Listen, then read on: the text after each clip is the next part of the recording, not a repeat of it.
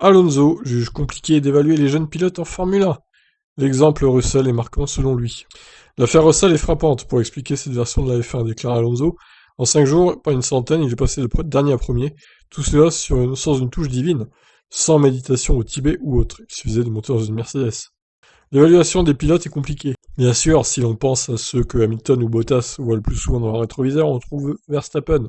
Leclerc est un talent exceptionnel, mais pour vraiment l'évaluer, il faut quelques années. Il n'y a pas de domination s'il n'y a pas de voiture gagnante.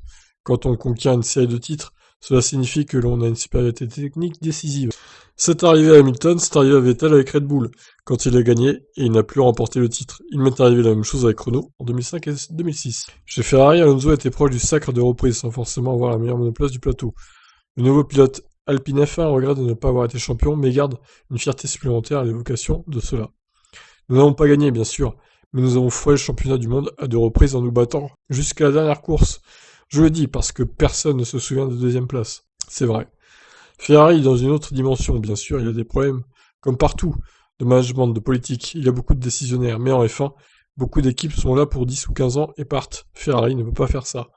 La vérité est qu'au cours des 7 dernières années, une seule équipe a gagné. Et oui, Mercedes du coup.